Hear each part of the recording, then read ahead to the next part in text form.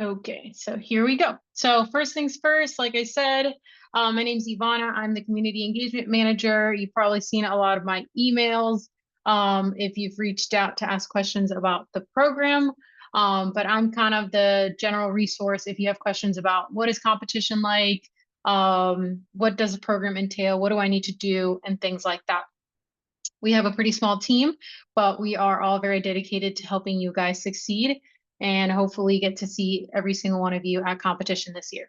So to start off, I like to start with a quick video from our national finals that we had this past season. So I'll go ahead and let you guys listen to that.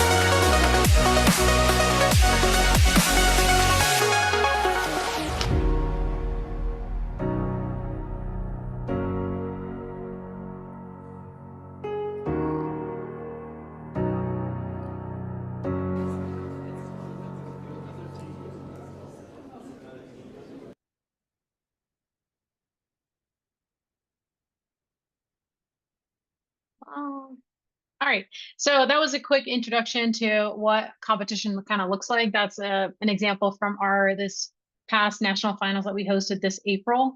And it kind of, I'll touch base on kind of all the elements that you see in that video, but it just kind of gives a good summary of what to expect at competition. But before then, I want to kind of go over the mission, vision, and background of the program and kind of touch base on what is expected of each of the teams to kind of give you a brief overall summary of what like what you're signing up for basically when you agree to participate in this challenge. So first things first, the mission of STEM Racing USA and Nexus North America is with the support of industry sponsors. It's aiming to make the STEM Racing Challenge a nationally recognized and inclusive program that engages students from all backgrounds in a fun, hands-on learning experience. And we do this through this Formula One themed initiative where students gain valuable skills, they build connections, and explore careers in STEM, engineering, marketing, and technology. The vision of the program is to create a hands-on immersive experience where students build these mock Formula One teams, and then teams get to collaborate with industry sponsors and then develop real-world skills in STEM, in project management, and of course in teamwork. Through this environment, students can gain valuable exposure to career paths and build the confidence to pursue opportunities within the STEM fields, but also this helps close that gap between education and the growing demand for STEM professionals.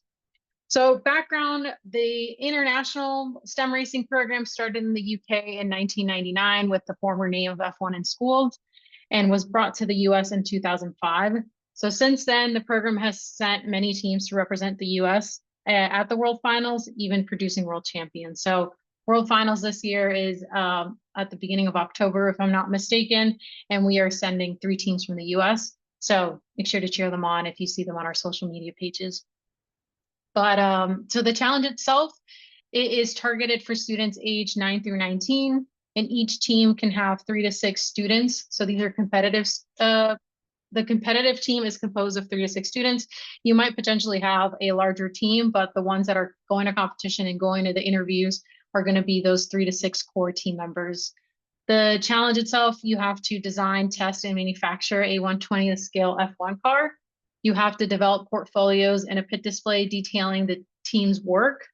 A verbal presentation needs to be done in front of a panel of judges that showcases the team and their work. You undergo engineering interviews with industry experienced engineers. You also go, depending on which class you participate in, there's project management interviews, also with project management experienced professionals. Teams have to create a team brand and an identity with a marketing and a digital media strategy. And they have to generate the team budget, acquire and manage sponsorship and partnerships, given that the teams are self-funded. And most of the time, funds are required to purchase equipment or purchase car materials or uniforms, but display stuff like that. So STEM racing in the United States is split amongst the development class and the professional class. The development class is suggested for students in 5th through 8th grade, not a requirement, but that is the main suggestion. And then professional class is suggested for 8th to 12th graders. The main difference between the two is what the car is manufactured out of. The development class car can be 3D printed, the car body can be 3D printed. And then in the professional class, the car body has to be CNC'd, so it has to be manufactured using a CNC machine. So that's one of the biggest differences between the two. There are some minor differences in the portfolios that you have to create for each of the classes, but the biggest difference is what the car is made out of. And just to go over what the yearly competition kind of look like for STEM racing, you have regional finals, which is teams choosing to compete outside of their school. They must first go to a regional final competition. And these competitions feature teams from various states. And I'll touch base on what this particular season looks like a little bit further on in the presentation. From here, if you are selected or if you qualify, you get to move on to national finals. And here we can take up to 40 professional teams and 15 development teams from all states to go and compete at the national event. Here, both development and professional class teams can participate. However, if you want to have the chance to qualify for world finals, you have to be in the professional class only. So world finals is where teams from over 50 countries compete to be world champions. This is the goal that a lot of teams will have, and then they'll spend many, many years working towards. And in order to qualify for world finals, it's the top 3 professional teams from national finals will gain a ticket to go to the world finals. And then here below, I just have some pictures from the national finals we hosted this past April, similar to what you saw in the videos, but I'll give you a little bit of description of what's going on in each of these pictures. So the first one on the left, this was a team from Chicago. This is what their pit display looked like, and they're mingling with a different team. And you can see it showcases everything about their team in the pit display, and they have a table usually with some elements on it if they want. But it is basically a big science fair poster type setup, but with a lot of information on there that is pertaining to each of the teams. Second picture is what the track looks like for the racing portion of the competition. And then while teams are racing, we generally like to have an MC asking questions, engaging with the students and getting to know them and what their process has been like throughout the season. Kind of a different take of what the racing setup looks like on the track. And then the last picture is an enterprise interview with 2 industry professionals interviewing a development team from Las Vegas on their kind of like their team dynamics and their pit displays and all that. So moving on. So the competition schedule for this particular season, so regional finals will be held December 2025. It will be a virtual competition, and we will request that your digital project elements be submitted by December 3rd, and as well as submitting a physical car to where the racetrack will be located. We will film the races and gather all the data needed for the racing portion of the score. And then we will host virtual awards on Saturday, December 13th. So this is open to all affiliated teams, and everybody's invited to compete. It will cost $275 per team. And if you compete and you qualify from this competition, you get to move on to the national finals. So to qualify, the way qualification is done is we select all top teams from each of the states that have submitted. So if you know you're in a state where there's 5 teams, or you're in a state where there's only 1 team, you kind of can gauge like if you will qualify for national finals from that regards. And then after those slots are selected, then we will base off of the rest of the rankings to fill up those 40 spots that we have available for the national finals competition. So the national finals competition, we recently released where it's going to be located, as well as the dates. A mistake here, apologies. It is April 12th through the 15th of 2026. It will be hosted in Charlotte, North Carolina, and it will be open to all qualified teams from the regional competition. And currently the cost will be released in December post regional finals.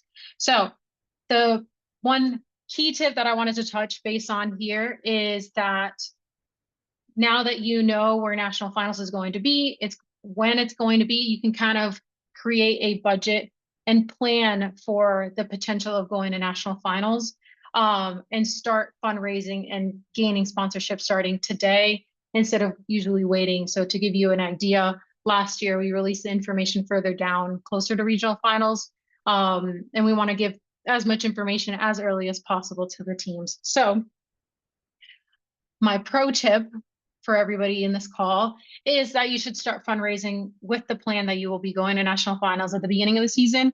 Put that in your sponsorship packet when you're going and trying to get sponsors.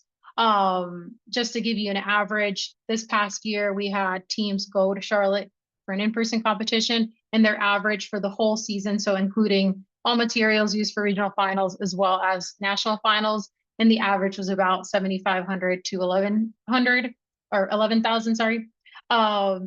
So this is again an average. A lot of teams spent a lot less, some teams spent a lot more, but this is just kind of giving you a general guideline of what to look like, what to work towards, and start fundraising as soon as possible.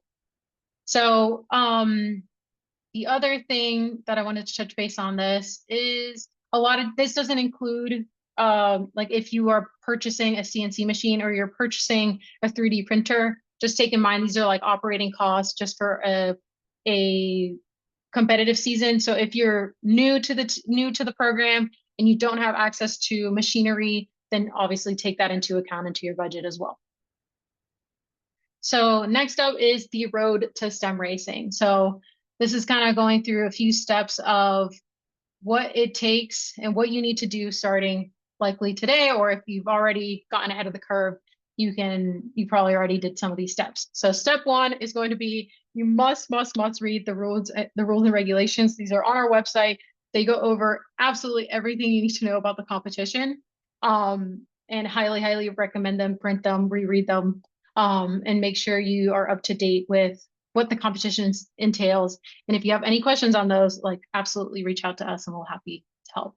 Next up, you want to form your team if you haven't already done so. Like I said, 3 to 6 students. They can be students from within the same school. They can be from the same community. They can be a mix from different schools in the area. They can be a mix of high school, like public schools and homeschool and private schools. It could be however you want to create your team. So just make sure you form your team, and select what roles each of you wants to participate in and stuff like that. From here, you want to affiliate your team with STEM Racing USA. So you're going to go on our website and you're going to affiliate, which I'll go through that process in a minute. But there's a big pink button on our website that says affiliate. So you'll kind of let us know that you're an interested team, that you want to compete. And that way you can start getting information from us about competition, about info sessions, about how to turn in your documentation for regionals. How do I send my car? That way you're like participating in that part of the, you let us know basically that you're an interested team and you want to compete. So from here, you want to then move on to developing your team brand and identity. You want to come up with a logo. You want to come up with your team name. What are your colors? That kind of thing. You want to obviously start designing and manufacturing and testing your car. So you want to start this probably almost like it's like 4.5, almost at the same time as your team name.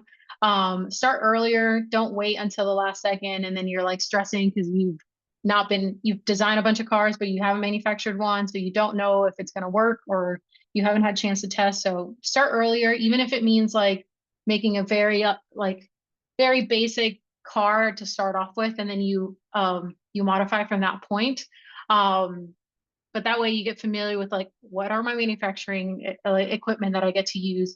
Familiarize yourself with like everything that you're creating. Next, you want to then create your portfolios and your pit display. So you want to make sure you start documenting everything that you work on when it comes to your brand identity, your team brand and the identity, or how you're designing. What are the changes in design that you're creating? What sort of manufacturing equipment you're using, and what sort of tests are you applying to your car? And you want to put all of that information in your portfolios. For regional finals, since it is a virtual competition, you won't be creating a physical pit display, but for national finals, when you're planning for that, you also want to keep in mind that you are going to create a physical pit display. What sort of elements do you want to include on that? So next, you want to register and attend regional finals. And from there, if you qualify, of course, register and attend national finals. So next up is kind of like the team roles. So you've created your team and you can start assigning responsibilities to each of the members of your team. So just to start off, this is a general recommendation. Each team can create their own team roles. The only one that is required for us is the team manager, since that is who we communicate mainly with, along with the lead adult of the team. So just make sure that you have a team manager associated with your team. So team role is obviously, you're going to start off with your team manager. They are responsible for managing the team and all the project management efforts, including that all of the race cars are ready for the competition. You have your resource manager, which is responsible for organizing time, materials, and equipment for designing and making the cars. So they basically are the ones that are making sure that, like, hey, we have this budget and we need to buy 4 wheels, or we need to buy blocks, or whatever you need. They're kind of getting that resources for the team. You have your sponsorship and your marketing manager, and they're responsible for generating sponsorship proposal for potential partners, contacting firms and companies, and marketing the team through a different digital and physical media, whether that is flyers or on social media and stuff like that. You have your graphic designer, who's responsible for producing the team branding and identity. This can include the team logo, the marketing materials design, the car paint scheme, and car renders. Then you have your design engineer and your manufacturing engineer. They work very closely together, but the design engineer is responsible for the styling and the aerodynamic performance of the car, while the manufacturing engineer is responsible for the manufacturing of the car and the constraints of the machining process. But both of them do work hand in hand together, since one kind of goes with the other. So next is kind of my walkthrough of the website. So I kind of want to walk through what you can find on our website and what sort of information you can get once you affiliate with the program. So like I said, this is our homepage. Make sure you're visiting stemracing.us. Stemracing.com is a global competition, and it will give you slightly different information. And the .us is specific to the United States, and it'll talk about those competitions that I talked about, and it'll go over specifics to what the US competition looks like. So this is our homepage. It will progress. We will have different information on our homepage. Right now, we're talking about these summer sessions. This will be the last one for the summer. So good job being here today. And I'll go over the rest of the stuff. I don't know why this is being a little slow. Okay, well, might have to, let's see. We'll try one more time. No. Okay, let me try one more time. There we go. Okay, so pink button on the right hand side is the affiliate button. This is where you'll go for signing up and affiliating your team through the portal. And that way we know that you're an existing team. So affiliation is a yearly, an annual membership. So just note that if you sign up today, it'll expire by summer of next year. And if you want to continue competing next year, you want to affiliate again and let us know that you're going to compete the following year. Okay. My computer is very slow, but you're going to click this pink button and there'll be a form that you fill out. A lot of questions that we get is, hey, what if I am an independent team, or what if I'm a school team, but I'm not really going to associate myself with a school? You can put whether you're doing it with your county or you're doing it as an independent school with that neighborhood, or you can kind of fill that out as if it's your team. You don't have to put specifically what school you go to and attend. Okay, let's see if this will work. Not, I might stop sharing for a second. Okay, let me see if this will work. So give me 2 seconds.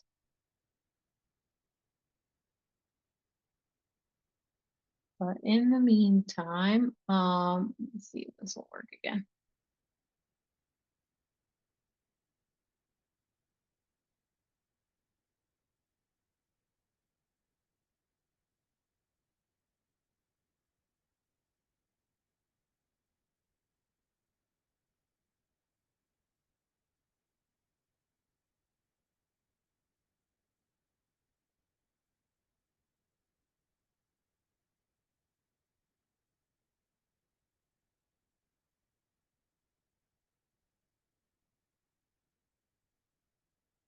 Okay, I think I got it to work now. Okay, so back to it.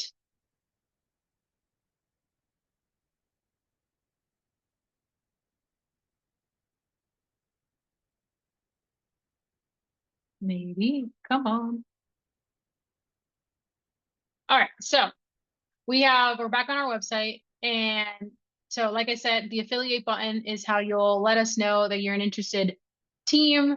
And on here, I wanted to show you kind of the different tiers of affiliation, depending on if you're a school with 3 teams or you're just 1 team or you're just 1 interested individual. So this is kind of like where the affiliation level is found and how much each level costs. And like I mentioned, it is an annual membership. So every year there'll be a different tiers or prices, but this is what it is for this season. So if you're just 1 team, you'll automatically get that silver level. If you're a school with multiple teams, then you can potentially go to that platinum level. And then if we go into that affiliate today, it'll open up the form to fill out. And then this is where I meant, like, you can put what school or program. So if you're not associated with a specific school, or maybe you're just a county team, you can go ahead and fill that as it seems fit for your team. So if we go back to our home page, so this is kind of where it talks about the challenge, kind of similar information that I'm going over today.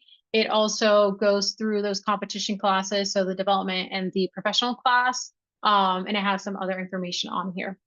Well, now, if you're interested in competing, like I said, your first step is to read the rules and regulations. So we have our competition regulations up on our website, and depending if you're development or professional class, you'll read the respective one. So make sure you're reading the correct one. And then we also have technical regulations, but in order to get access to this, you want to make sure you affiliate, since it gives you access to our internal team portal, which will give you access to the technical regulations. And then the difference between the two, the competition regulations, as the name applies, it's everything to do about the competition, what you can expect, what items I need to bring, how many pages my portfolios need to be, all of that is within these 2 competition regulations. And then technical regulation is everything that has to do about the race car itself. So how much weight how much can the car weigh? What is the dimension of the width? How far can my wheels be apart? All that information is on here. So just make sure that you affiliate if you want to get access to the technical regulations. So next up, we will have our dates and registration and fees on here. So it's currently updated to the regional finals information, where, like I said, early December, you will submit all your stuff by December 3rd, and then the virtual award ceremony will be held on December 13th. And then as we get more information out for national finals, we will post it on here as well. So make sure to keep an eye out on this. Next up is access to the team portal. So once you affiliate, you will get access to our team portal, which I will go over what that means in a second. So in the team portal, you will get access to those technical regulations. Like I said, you'll also get access to our calendar with info sessions that we host. Any information on how to register for competition will be on the team portal. So make sure that's kind of what gives you access. So rules and regulations, you can then download the tech regs from this area. You have your competition information. and then you have the team directory. So you can see a list of teams in your area. That way, if you're interested to see like, oh, how many teams are competing this year, you can go into the team directory and check that out.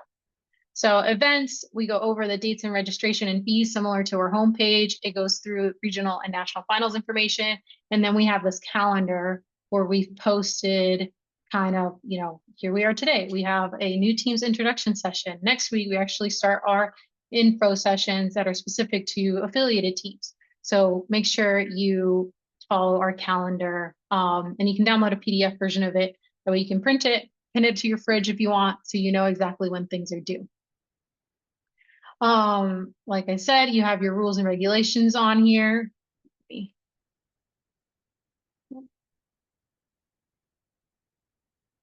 Okay. All right, my computer is doing great, but we'll get it. So we have your directory, like I mentioned. Okay, there we go. I was like, all right, so we have our directory where it shows a map of teams. But you'll also see a list of all the affiliated teams that are currently affiliated, and where they're kind of located. So if I go back to rules and regs, hopefully this works now.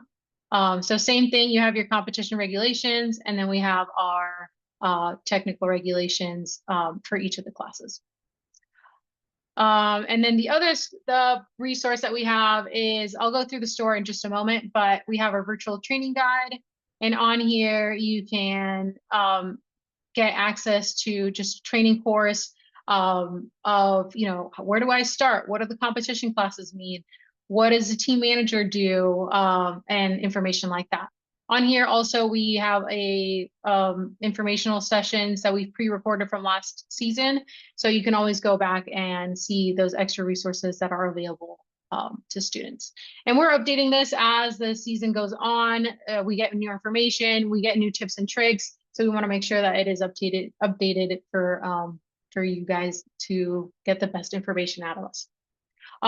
The other thing that you get access through the team portal is your downloads. So here you can download logos if you want to put them on your t-shirts and stuff like that. Your car decals that need to go on your car. This is where you can get the file to print those decals, as well as just STL files for the Halo and development class parts only. So make sure you visit the downloads page. It gives you access to this information. And then the last thing is, through the competition, you get access to a couple of software resources. For starting off, Autodesk being a big sponsor of the competition, you can use their Fusion software for 3D CAD, and this links you to how to download and get access to that version for free. Same thing, ANSYS, which is a computational fluid dynamics website or software. It gives you free access by participating in the competition. So make sure to use that if you are not familiar with either of these software, or you are familiar with other 3D software and CFD software. Feel free to use the ones you know. This is just what's available for free through participating in the competition. So the last thing is the store that I wanted to go over. So we've partnered with Race to Learn, and they provide materials for the competition, and they're a great resource if you want to purchase equipment. Like, let's say you're a team that really wants to buy a CNC milling machine, you can go through them to purchase the equipment, but they're also the resource if you are wanting to purchase just consumables for the competition. So make sure to visit their website. They have all the information that you need for equipment that you potentially may need: bearings, wheels, axles, screw eyes, the CO2 cartridges, the model blogs. So make sure you visit their site, as they have awesome products, and they keep updating it with newer stuff for the competition as well. So, and like I said, they also have Denford equipment and some racing equipment if you are looking to purchase anything specific to the competition, as well as whether if you want to buy a track for some reason, or you want to buy a timing system, you are welcome to go through our Race to Learn partner and purchase those things for your team. Okay, I'm trying to think if there's anything else I wanted to go over on the website, but I don't think so. So I'll quickly finish the presentation and then we can move over to questions, which I think there's been a few in the slideshow, in the chat. All right, so last little bit. So remember, make sure to go to the website that is stemracing.us for all the information I just kind of went over. So last thing is, so project challenges, and these are just considerations I like to let new teams know. So first off being the project budget. So STEM Racing teams budget can range from hundreds of dollars if you're just staying local to thousands of dollars if you're competing at these in-person competition. There is no minimum or maximum budget for a team, and most teams do have to fund their efforts through sponsorship and in-kind partnerships. So it is up to the teams to figure out how much money they want to raise and how they want to fund their programs. It is a self-funded competition. The second point being manufacturing capabilities. So if you are in the professional class, teams will have to manufacture their car prototypes using the CNC router and additive manufacturing methods. So just know that you can purchase a Denford CNC router if you want for this purpose, but a lot of teams end up using resources that either their school provides or teams that don't have that available resource at their school can partner with either local universities, local machine shops, or potentially even other teams that can give them access to this equipment. So just note that I know I've seen a lot of new teams that it's their first year and, you know, November rolls around and they haven't had a chance or they haven't started looking for a CNC router. So make sure that's one thing that you start doing almost at the same time as looking for sponsorships and funding. And then the last being time commitment. So the STEM Racing program is an experience where students get back what they put into their team. The competition can be a large time commitment for a student as it does require a lot of dedication to create and run a mock race team with all the project elements that, you know, I've touched based on. So it is a lot and we understand that, but just try to space out as much as you can throughout the season. Don't just wait till the week before it's due to try to cram all this in, just because it's going to be a lot of time and effort. And then the last little point, I just wanted to let lead adults know. So each team has to have a lead adult associated with the team. And that is just so we know like who to communicate with and who to send information to about dates or competition information or anything like that. They can be as involved or as not involved as they want to be. Just note that teams should be like student led mainly, and all their interviews are done alone. Like there is no lead adult allowed in any of these interviews, but the expectation is that they can be more involved when it comes to a development class as they may need some extra guidance and coaching. But professional class teams do often are mainly student led by their team managers, but they might require some lead adult help when it comes to program logistics, whether that is, you know, purchasing travel or budget management. So just keep that in mind if you're an interested lead adult on the call. And yeah, and then next info session, I just kind of want to put it in here, is next week, like you saw on the calendar, September 3rd. And it'll generally be touching tasks on like where to begin, what tasks should I think about? How should my budget look like? What kind of fundraising activity should I talk about? And this info session will be open to affiliated teams only. It will be recorded and put in our internal team portal, but it will not be put on our YouTube channel. So just make sure to affiliate if you want to have access to this sort of information. But yeah, any questions from anybody on the call?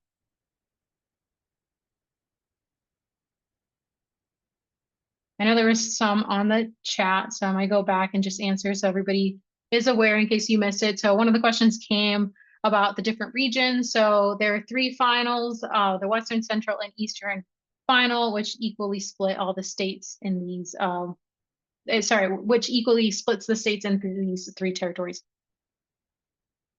And then another question came about the recommendation for teams to affiliate if they might not be ready to compete this year. And the answer is absolutely. We completely recommend affiliating, even if you're not planning to compete this particular year. It helps us track if you help plan like future competition, depending on like where you're located.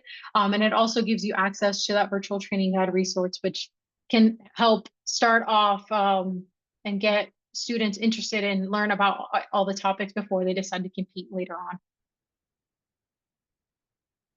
And yeah, questions about how many teams are in the Western region. So we have a map on our team portal. And currently we're at the beginning of the season, so more teams are affiliating as we speak. But last year we had generally about 20 teams in the Western Regional Finals. And then question came about whether Texas is included in the Central region, and that is correct. And then last year, yeah, we had about 15 or 10 teams in the Central region. So just note that.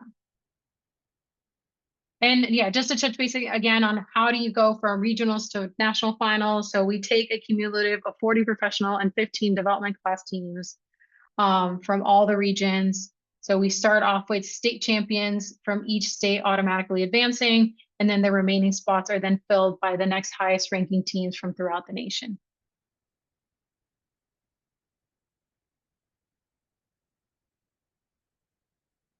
So another question came in about resources. So the competition is partnered with Autodesk and Ansys, but we also are a partner with Project Management Institute, which provides training resources that are specific for the teams and for the competition. So there is no sponsored software with PMI directly, but they do provide a lot of training guidance from that perspective. But there's tons of free software as the teams can use and apply the same tasks and ideas that the PMI trainings go over. And then yes, this presentation is currently being recorded and will be posted online for any future reference, or if you want to share it with your school or anybody like that. So question came about state. So there will be state champions and there will also be regional champions. But all state champions will move on to the national finals. Regional champions are crowned as well, but the state champions will automatically advance to national finals regardless of the overall finish. And then yeah, so great question on how teams are graded. So if you go through the competition regulations, there will be rubrics at the end that go over exactly what each of the sections and each of these project elements are graded based off of. So my recommendation is to go read the rules and regulations as much as you can, and go over them a million times if possible, because they go over exactly what the judges are looking for when it comes to like what information should be on your enterprise portfolio and like what should I cover in my project management portfolio and all that. So all that is there's specific grading rubric at the end of the competition regulations that goes over exactly like, if I want to receive a 20 here, what do I have to do? So that's kind of how teams are graded, and it is a point-based system that gets that's how teams get their rules. Sorry, their scores. So the competition regulations is up on our website. So let me share that real quick again. And it is on our website underneath compete. There is a rules and regulations. So you want to make sure you go there. So on here, there is this compete button. And there is a rules and regulations. If you go on there are two files, one for development and then one for professional. So I'll go ahead and click the development for right now. And these are your rules and regulations, and they go over everything you could probably imagine and more about what you need to do. So like, this goes over what are the mandatory project elements. So this is for regional finals and then for national finals. And it tells you exactly what is needed for each of the competitions. And then about the rubrics, so if you go all the way to the end, there are these rubrics that goes over like how your all the different elements that you submit, how are they graded, and what sort of information do I need to have to move me over from this lower band to the mid band or to the high band of the scoring card. So this goes over all the different scores you can get. So a question came on about, do you buy all the resources from the Sim Racing website? So like I said, we partner with Race to Learn, who sells all the equipment that you, not all, but it sells most of the equipment that you will need. But like the Race to Learn sells wheels, but if you want to create your own wheels, you're more than welcome to. You can also purchase bearings wherever you so please. But we just recommend going through Race to Learn since they partner with the competition. They know what works with the competition, and they can provide support in that regard. But if you already have a 3D printer and that's what you want to use to make your car for your development class team, you're more than welcome to do anything like that. So similar as well, like portfolios will need to get printed to go to the national finals. Physical portfolios, you will have to go through that yourself, uniforms and all that. So yeah, so next question came about suggestions for fundraising money, because there is a lot of money and we do understand that. Like I said, that average I showed is just an average. We had plenty of teams that were below it. And the recommendation is to create some sort of sponsorship packet and explain, like, create a budget and understand how much money you think would be the correct number to strive for, and start reaching out to your community members, whether that is knocking on doors in your neighborhood, going to local companies in your area. Start small, don't immediately go for a really big company. That way you can start building that momentum and getting that fundraising that way. So you can put a little bit of effort at the beginning by creating these sponsorship packets, maybe a presentation. You go over, what is the return on investment for the company to sponsor you, and then start sending that out and scheduling these meetings. And you can always send emails, but our recommendation is usually always to try to call or meet in person to give an actual presentation to an interested party or an interested company. But start locally, get your team together, make a list of companies or contacts that you could reach out to, and start from that standpoint. You can always go the other route of regular fundraising, whether that's a bake sale or a car wash, stuff like that. Just what we've seen, usually you get a lot more, bang for your buck if you just put in a little bit of effort to create those documentations at first, to try to get somebody to, give you a check for $1,000 versus, having to wash a bunch of cars to get $500 or something like that.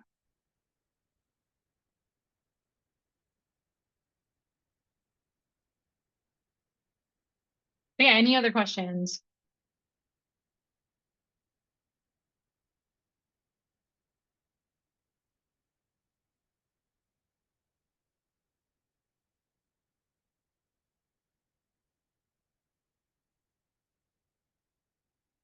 No other questions. So if you have any other questions, feel free to email info@simracing.us.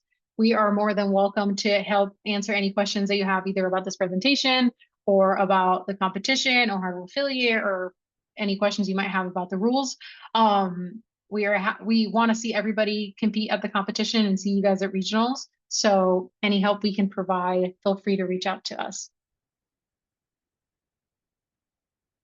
But if no other questions, I'll go ahead and stop recording, but we'll stick around if you want to say anything else.